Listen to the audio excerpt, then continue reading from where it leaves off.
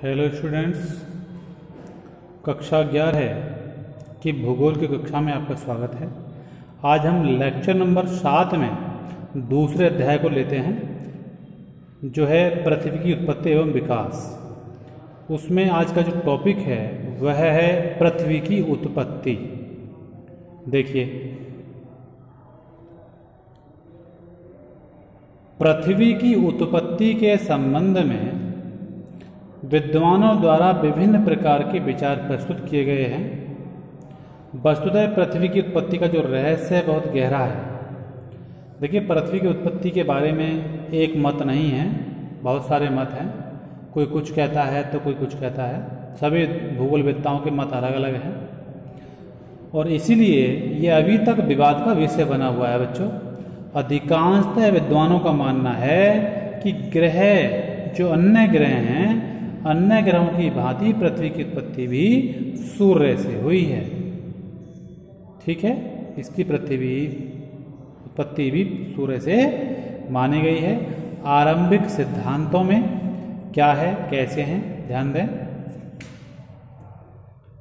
पृथ्वी की उत्पत्ति के संबंध में प्रारंभिक सिद्धांतों में जर्मन विद्वान हुआ करते थे एक, जिनका नाम था इमैनुअल कांट। उनका मत महत्वपूर्ण स्थान रखता है। पृथ्वी की उत्पत्ति से संबंधित कांट की परिकल्पना के अनुसार आकाश में आद्य पदार्थ के कण उपस्थित थे, जो ये कण कठोर, ठंडे तथा गतिहीन थे। ठीक, गुरुत्वाकर्षण के कारण ये कण आपस में टकराने लगे, जिसके कारण इनमें उष्णता और गति उत्पन्न हो गई और इनकी इसी प्रकार की गति से उष्णता उत्पन्न होने से एक नई चीज का निर्माण हुआ, जिसे आज हम जानते हैं निहारिका के नाम से। ठीक, जिससे क्या बना, निहारिका का निर्माण हुआ। सन 1796 में फ्रांसीसी विद्वान लाप्लास ने कांट की परिकल्पना में संशोधन किया बच्चों, और फिर लाप्लास के अनुसार ग्रहों का निर्माण मंद गति से घूमते हुए पदार्थों के बादल से हुआ। उन्होंने अपना मत अलग दिया है। देखिए, इनके इस मत को निहारिका परिकल्पना के नाम से जाना जाता है। आगे, लाप्लास का यह भी मानना था कि मंद गति से घूमते हुए पदार्थों के जो बादल हैं वो सूर्य की युग अवस्था से संबंधित थे। समझे? अच्छा, यहाँ एक आया था अभी, निहारिका किसे कहते हैं? ये निहारिका किसे कहते हैं? अच्छी चीज है, अति लघु में आ जाती है कभी कभी। देखिए, यहाँ दिया है धूल कणों एवं गैसों के बादल, जिसमें धुंधली सतह या समूह हो सकता है।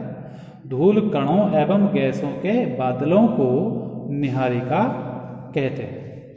ठीक, दूसरा, पृथ्वी की उत्पत्ति के बारे में भी दिया है।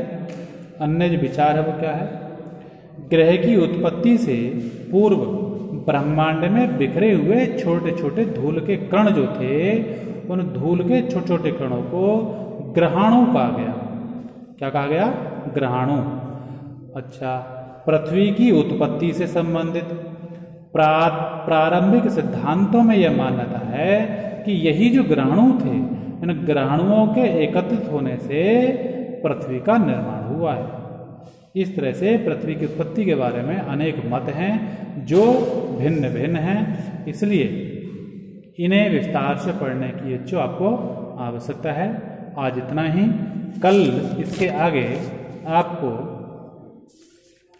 तारों के और बिग बैंग सिद्धांत के बारे में आपको बताया जाएगा। धन्यवाद।